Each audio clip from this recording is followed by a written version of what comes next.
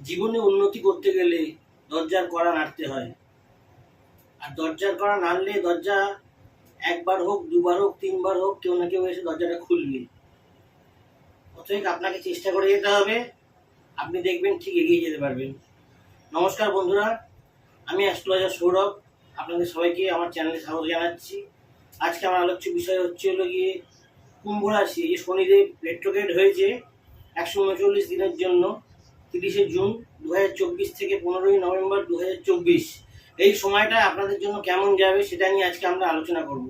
দেখুন, বৃহস্পতি, বুধ, চন্দ্র, সূর্য, মঙ্গল, শনি, শুক্র, যত গ্রহ আছে সবাই আমরা যা যা কাজ করেছি সব কটা গ্রহ তার ফল আমাদের জীবনে দেয়, প্রদান করে থাকে। কিন্তু এর মধ্যে সব থেকে যে ন্যায়াধীশ দেবতা বলে সে হচ্ছে হলো গিয়ে শনিদেব। শনিদেব আমরা যা কর্ম করেছি তার ফল কিন্তু আমাদের শনিদেবই দেবে। তাই ভালো কর্ম করা সবাই শুরু করে দিন।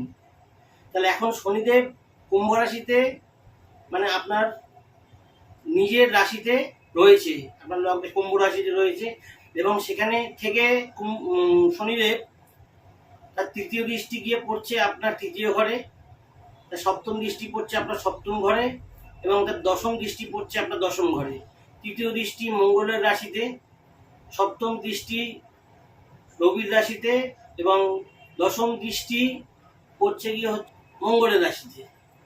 দুটো মঙ্গলের রাশি, একটা রবির রাশি। দেখুন, মঙ্গলের সাথে শনির সম মোটামুটি মিল আছে, ঠিক আছে, অতটা অসুবিধা হবে না।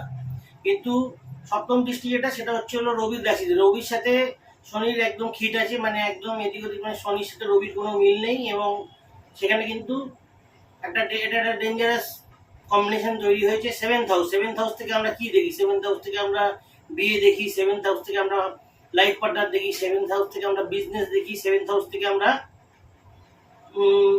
মানে জীবন সঙ্গিনী, সেগুলো সব সেভেন্থ হাউস থেকে দেখি। এবং সেভেন্থ হাউস হচ্ছিল আমাদের ডেলি ওয়েজেস, ডেলি যে ইনকাম, সেগুলো আমরা সেভেন্থ হাউস থেকে দেখি। সেভেন্থ হাউসে শনির দৃষ্টি আছে, এবং শনি রেট্রো বলতে গিয়ে পৃথিবীর অনেক কাছে চলে এসছে এবং সূর্যের থেকে দূরে চলে গেছে।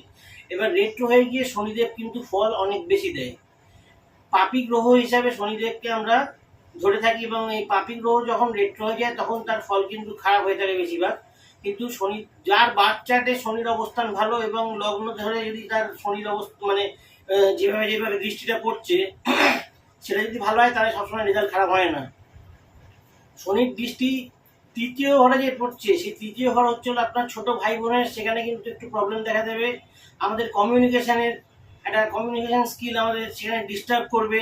সেলসের ঘর হচ্ছে হলো তৃতীয় ঘর, আমরা সেলসের কাজ যারা করে তাদের সেখানে ডিস্টার্ব আসবে, ঠিক আছে। যেহেতু শনির দৃষ্টি পড়েছে সেখানে কিন্তু ডিস্টারবেন্স আসবে, ডিস্টারবেন্স থাকবে। এবং সেভেন্থ হাউসে যে দৃষ্টি দিচ্ছে তাতে আমাদের যেটা প্রবলেম হতে পারে সেটা হচ্ছে হলো ওয়াইফের সাথে প্রবলেম হতে পারে, ওয়াইফের সাথে মতবিভেদ হতে পারে, লাইফ পার্টনার অথবা বিজনেস পার্টনারের সাথে মতবিভেদ, বিজনেস পার্টনারের সাথে ঝামেলা, অশান্তি, বিজনেসের প্রবলেম। এবং বিজনেসেও আপনি যে বিজনেস করেন সেই বিজনেসের প্রবলেম করবে, যেহেতু সেভেন্থ হাউসে দৃষ্টি আছে, বিজনেসের প্রবলেম করবে। যদি আপনার বাচ্চাটে শনিদেবের পজিশন ভালো থাকে, দ্যাট ইজ ডিফারেন্ট, বাট এটা কিন্তু মানে ওভারঅল যেটা প্রেডিকশন সেটা হচ্ছিল বিজনেসের প্রবলেম করবে। একদম আপনার বিজনেস ইজিলি চলবে না, আপনাকে প্রচন্ড কষ্ট করে মানে বিজনেসটাকে ভালোভাবে রানিং রাখতে হবে। আপনি যদি প্রচুর চেষ্টা না করেন, আপনার বিজনেসে প্রবলেম আসবে। এবং তার সাথে সাথে শনিদেবের যে দশম ঘরে দৃষ্টি আছে, সেটা হচ্ছে হলো মঙ্গলের ঘর। এখানে প্রবলেম কি হবে? আপনি কিন্তু কাজ থাকবে, কাজ পাবেন, কিন্তু কাজ আপনাকে প্রচন্ড কষ্ট করে করতে হবে। মানে মানে ইজিলি আপনি কাজগুলো করতে পারবেন না, আপনার কাজে বাধা আসবে। আপনি যারা প্রফেশনে আছেন কোনো রকম, সেই প্রফেশনে বাধা আসবে। চাকরি বাকরি করেন, সেই চাকরি বাকরিতে বাধা আসবে। এখন আপনারা মানে কোনো জায়গায় ফট করে কিছু নিজেরা ঝামেলা করে ডিসিশন নিতে যাবেন না, তাহলে কিন্তু আপনার চাকরি চলে যাবে। সেইভাবে বুঝে আপনাকে কথা বলতে হবে। আপনার যে কলিগ আছে সে আপনাকে মানে নিচু দেখাবার জন্য যে কোনো লেভেল পর্যন্ত যেতে পারে, সেই জায়গাটা আপনাকে খেয়াল রাখতে হবে। আপনার চাকরি বাকরির জায়গায় প্রবলেম আছে, বা যে কোনো প্রফেশন আপনি আছেন সেই প্রফেশনে প্রবলেম দেবে। এবং 10th হাউস থেকে আমরা স্ট্যাটাসও দেখি, স্ট্যাটাস দেখবেন আপনারা একটুখানি গন্ডগোল হচ্ছে, তবু অত খারাপ কিছু হবে না। এখন আপনার 7.5 দ্বিতীয় ফেজ চলছে। দেখুন, 7.5 দ্বিতীয় ফেজে মারাত্মক একটা টেনশন দেয় শনিদেব, কিন্তু টেনশন দিলেও আপনি যদি কর্ম ঠিক রাখেন একটা জায়গায় এসে, সেটা কিন্তু ঠিক হয়ে যাবে। এবং মনে জোর রাখুন এবং ভালো কাজ করুন, তাহলে দেখবেন আপনার খুব একটা প্রবলেম হবে না। এবং আজকে আমরা জানবো যে এই শনিদেবের প্রকোপ থেকে বাঁচার জন্য কী কী উপায় করা যায়।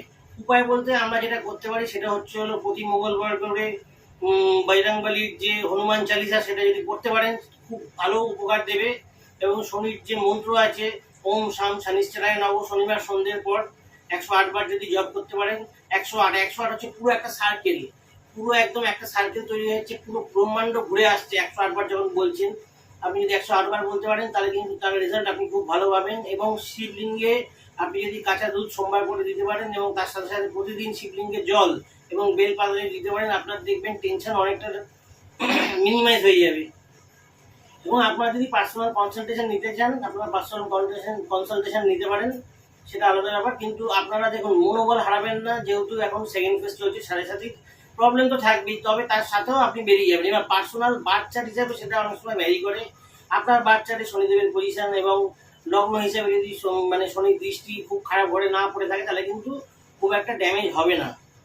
আশা করি আজকে বোঝাতে পেরেছি শনিদেব যে রেট্রো হয়েছে তার রেজাল্ট কী পেতে পারেন। আজকের মতো ভিডিওটা এখানে শেষ করছি। চ্যানেলটা সাবস্ক্রাইব করবেন, একটা লাইক দেবেন, আবার নতুন ভিডিও নিয়ে আসবো আপনাদের জন্য। নমস্কার।